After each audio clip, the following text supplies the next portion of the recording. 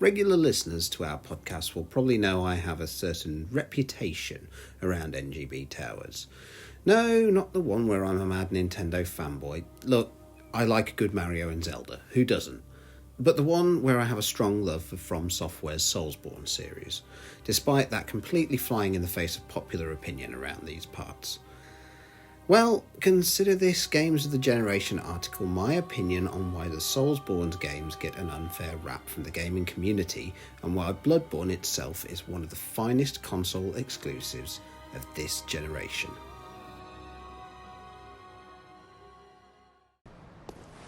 What are you still doing here? Enough trembling in your boots. A hunter must hunt. I didn't always like these games, you know. When Demon's Souls hit PlayStation Plus, I jumped in feet first, having heard many good things about it. I bounced off. Hard. This game was difficult.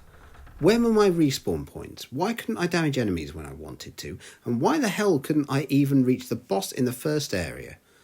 Dark Souls came along and I thought I'd give it a go. It was cheap on Steam and I had a friend who was willing to help guide me through. I made it to the Taurus Demon, the game's first proper boss, before I gave up. So I left this series thinking it wasn't for me. And then Bloodborne came along. At first, I wasn't sure about Bloodborne. I played it a bit at EGX before it launched. While the atmosphere had me intrigued, I thought it felt far too close to the previous Souls experiences for my liking. So I left it alone.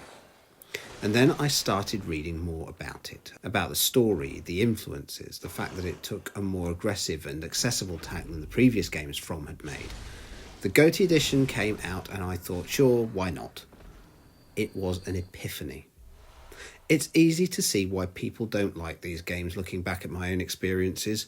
They're esoteric, often making the player feel like the reason that they're failing all the time is that either the mechanics are broken or that they're being obtuse. But when Bloodborne clicked for me, perhaps after my 6th attempt at the large town square full of enemies early in the game, I realised that these games aren't meant to be played akin to something like Devil May Cry or more forgiving action RPG fare such as the Elder Scrolls games. At that point, Bloodborne felt more like a puzzle. Something to take slow and steady rather than rush to observe how the game world exists around me and how it reacts to my every move. I decided to pay attention to when enemies attack. What patterns did they have? What were the tells? What moves could I stagger them out of, and what moves should I be avoiding lest I get staggered myself or even one-shot killed? I started looking for shortcuts and hidden items, started to understand how the gun worked to parry enemies out of attacks, how to farm for healing items and ammo, and how it's fine to fail. It's okay to die, but with every death you need to pay attention to what the game is trying to tell you. It clicked, just like that. And just like that, I realised what I had been missing from the previous games.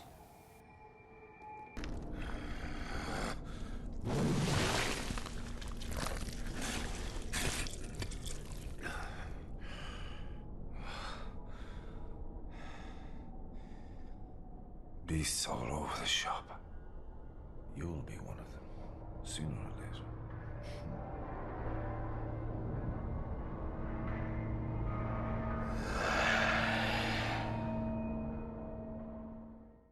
Bloodborne has a tutorial, just as the Dark and Demon's Souls games before it had.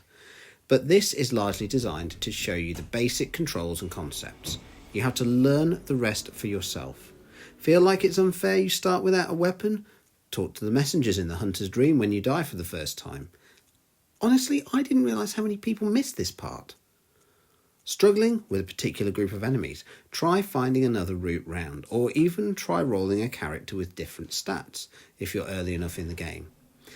These are RPGs which present the player with many options. Some of these options could potentially stymie beginners, some may not be so obvious without experimentation, but these are games that almost demand to be played over and over again. Of course, the best way to enjoy these games is always with others, be they friends or randos. Bloodborne builds on the traditional Dark Souls summon and invasion system in its own way. Perhaps a little too obscurely, but certainly in a fashion that fits its world. Not only is playing multiplayer a great way to observe how others tackle challenges, it's also a brilliant way to get help with tricky bosses and areas, or even help others yourself. There's also the intense sense of community you find as you play with others and turn to YouTube for playthroughs and build ideas. Yes, I know that Soulsborne has a somewhat toxic reputation in its community of get good, but that has largely dissipated over the years as the more elite gamers have fallen off. Sure, you'll still get dickhead invaders who are running vastly overpowered builds, but there's also a sense of players wanting to help. Being on the side of a helper, identifying a player who is perhaps struggling with certain mechanics and using the game's built-in emote system to teach them how to overcome odds is a rewarding experience in itself. And while the online activity has certainly waned as the game has aged, you'll still find regular community events organised on Reddit, and the peer-to-peer passworded system allows players to easily connect to their friends whenever they want. It doesn't hurt that Bloodborne still looks fantastic 5 years after its initial release. The cyclopean spires of Yharnam, the dark and twisted roots of the Forbidden Woods, and the decaying streets of Yahar'gul all pop from screens with a consistent design that evolves as the player progresses through the story, with certain events triggering changes in the world that fits in with the mythos that producer Hidetaka Miyazaki has crafted. Okay, so there are moments that show the game's age, from the uneven frame rates to the lack of anti-aliasing in some areas, but the game world still pops with life. And even though it's still a far more linear game than the original Dark Souls, it's probably the game that's come closest to creating the idea of an interconnected world that Papa Souls introduced, with paths leading back to previous areas and key landmarks visible from other parts of the map. All of this just adds up to the key reason why Bloodborne stands out for me as one of the most important releases of this generation. The story. Cause. Or some say cosm. Do you hear our prayers? But Andrew, I hear you cry, Souls games have such obscure stories, I don't want to read item descriptions to figure out what's going on. Well, yes, you snarky ass, that's still quite true. These worlds thrive on being as esoteric as possible, forcing the player to dig deep into both the lore that's presented to them as well as how the world behaves around them, paying attention to seemingly meaningless detail to draw conclusions as to what's going on and why. But then that's a traditional storytelling method for visual medium. Show, don't tell. And Bloodborne mixes this with the written tradition of providing depth through prose to create a rich world that shows all its influences proudly on its sleeve. On the surface, the story of Yharnam is one of traditional Gothic horror. Here is a city which is plagued by monsters, zombies, vampires and werewolves all roam the streets, and every evening a hunt takes place with hunters stalking the alleyways and squares, murdering any deviants they come across to cleanse the blood of the population from its curses. But the player is a new hunter from outside Yharnam, tasked with finding the secret of the pale blood, something that can uncover the truth behind these cursed souls. As the story progresses, Miyazaki throws the world wide open to tell a story of not simply Gothic horror, but of cosmic and surrealist horror as well, drawing from the likes of H.P. Lovecraft in addition to those of Stoker and Shelley. The player uncovers a disturbing tale of blood rituals, of research by a nearby university into cosmic entities that has welcomed something horrifying into the world, of creeping, overwhelming insanity and a madness that is tied into the reproduction of offspring from dark and unwelcoming dimensions and of hidden catacombs deep beneath the city. It's a heady mix and a story with such depth that I can't truly do it justice in this essay. Not only does Miyazaki play into the world building with these themes, they also instruct some of the more intricate mechanisms of the game, particularly the insight system. As the player encounters more horrifying enemies and areas, they build insight. The higher their insight, the more horrors they will bear witness to in the world, and the more damage certain enemies will be able to deal them. Insight, however, can be spent in a special shop to acquire rare materials and items, as well as being the key currency to summoning for multiplayer.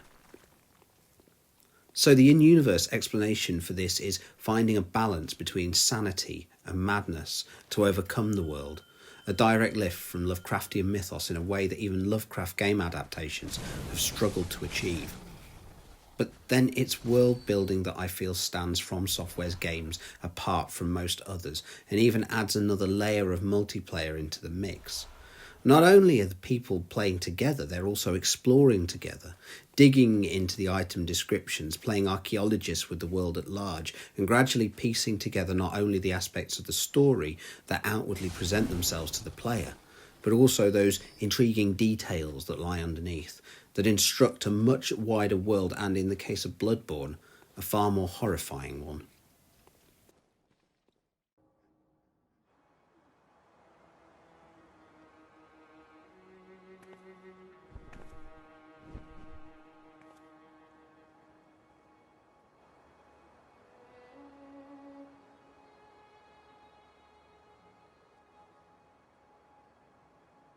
Farewell, good hunter.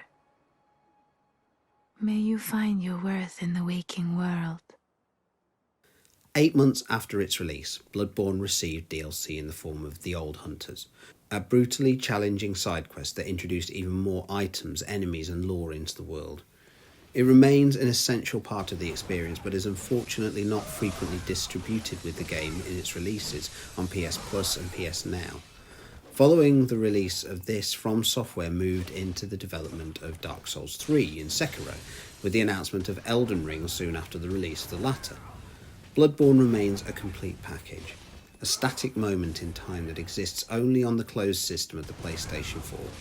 There is no sequel, and the nature of its platform means that there are no mods available as there are with the PC releases of From's other titles. Bloodborne simply is, and always shall be. I credit Bloodborne with changing the way I look at playing video games, for introducing me to a subgenre that I had all but rejected. It gave me knowledge and skills that I could go back and apply to those Souls games that I'd thought were not for me, to make progress in them and to make me realise that this was tantamount to my gaming utopia. Here was a multiplayer game I could enjoy without being lambasted by obnoxious kids over voice chat, an experience that I could revisit time and again in a deep, rich lore that I could pore over through the various videos and articles available online.